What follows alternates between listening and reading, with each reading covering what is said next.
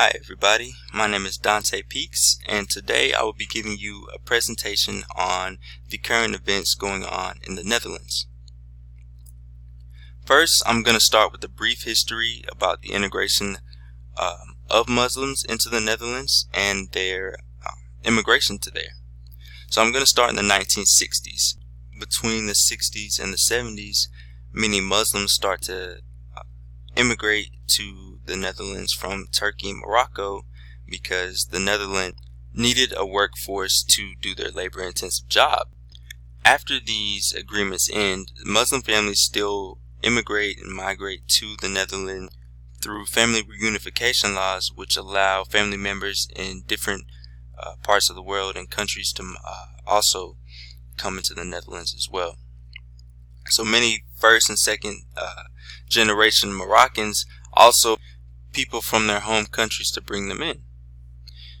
In the 1980s and 90s, Muslims come from countries such as Iran, Iraq, and Bosnia, looking for refuge and an asylum.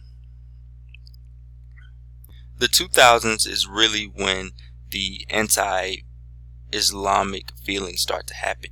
A right-wing and anti-Islamist politician, Pim Fortuyn, is murdered. Pim ended up starting a political party called the LPF, which stands for Pim Fortuyn List, which was also against immigration and Muslims as well.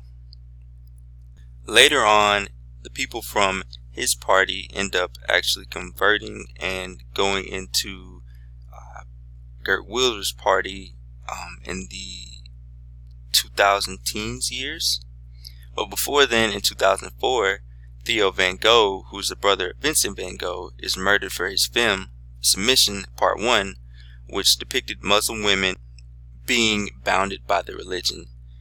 In the movie, there's a woman who has verses of the Quran tattooed all over her body, and she gets assaulted by men who are close to her. This is done because the Quran says that it is okay to abuse women, and this just isn't true. So there's a lot of backlash that happens.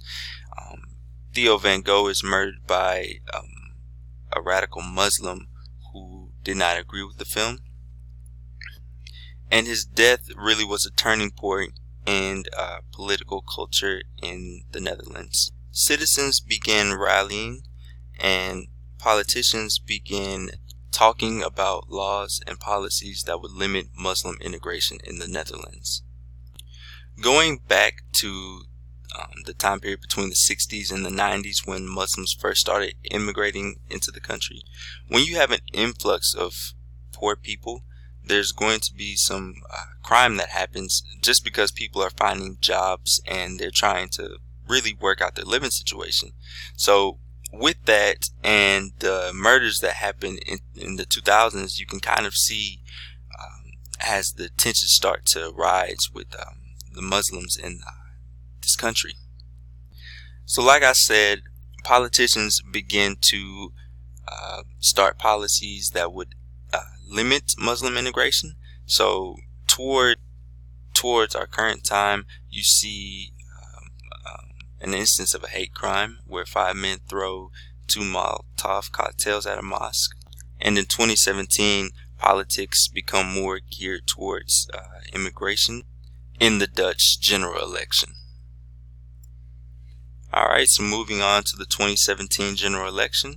So we have really 2 main parties here, but there were 3 in contention. We'll start with Geert Wilders, who wants to lower income taxes and increase funds towards defense and police. But he also wants to de-Islamize the Netherlands. He wants to place bans on Muslim integration, and he wants to ban the Quran. He also wants to withdraw residence permits from asylum seekers that are currently in the Netherlands. He has often been equated to the Netherlands' version of Donald Trump because of his blonde hair and his just really extreme views. He even advocates for the closure of all mosques and Muslim schools, and he wants to ban the Muslim veil as well. He was favored to win, but he lost due to his xenophobia. His views were outlandish.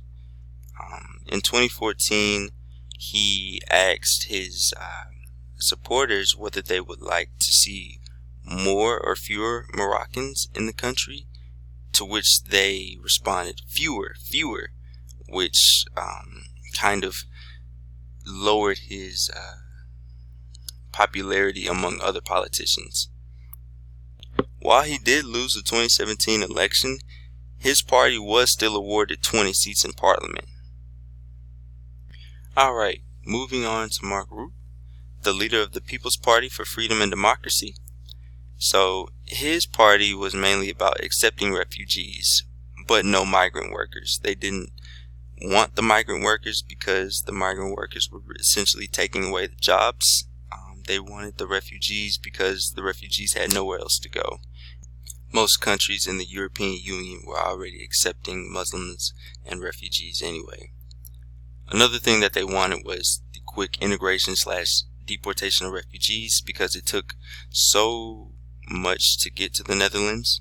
They wanted to make sure that when people got there, that they were quickly handled and determined whether that they were able to receive citizenship or not. Now, Mark Rutte has been the country's prime minister since 2010, but he gained even more popularity in this particular election after his response to the Turkish president in 2017. The Turkish president basically wants to come to the country and send other politicians into the country to talk to the Turkish citizens that are living in the Netherlands about the upcoming election. Well, the Netherlands don't want this, and they end up banning some politicians and very important people in Turkish. Because of this, the Turkish president calls the Netherlands a country full of fascists, and Mark Rutte doesn't take too fondly of this. He ends up demanding that the president apologize to the Dutch. This ends up improving his overall status and standing with the people, and he ends up winning the election. So after he wins the election, or his party wins the election rather, a government is formed around 200 days later with 3 other parties, including the Christian Union, Democratic 66, and the Christian Democratic Appeal parties. The party that got the 3rd biggest amount of votes, which is the Labour Party, was led by Ludwig Agier. Ludwig and his party wanted a distribution system based upon the Geneva Refugee Convention. They wanted to use this so that they could decide who may stay, and they also wanted a fair asylum policy that would make special provisions for the vulnerable, especially the children. Alright, moving on to the Dutch foreign minister resigning over his Putin remark. In February of 2018, Foreign Minister Albrecht Zijlstra resigned because he admitted that he lied about a meeting that he overheard or that he got inside advice from about Putin and his expansionist ambitions in 2006. The plans that Albrecht said that he lied about included the annexation of Belarus, Ukraine, and the Baltic countries, and maybe even Kazakhstan. This is important because the tensions between the Netherlands and Russia have been rising recently due to the annexation of Crimea from Russia in 2014 and a shooting in 2014 that killed a lot of Dutch nationalists in the War of Donbass. And our final current event. The UN urges the Dutch to find the missing refugee children. So in July of 2019, the UN finds out that 1,600 child asylum-seeking children have gone missing from their accommodation in the last 4.5 years. So while it is expected that some of those children might be living on the borders between France, Belgium, or Germany, there are strong indications that many are exploited by a criminal network. There's even indications that some may be working in the sex trade. The UN is pushing the Netherlands to look into this case and improve the living conditions at refugee family centers. The UN also has concern for the working conditions that these migrant workers are working in.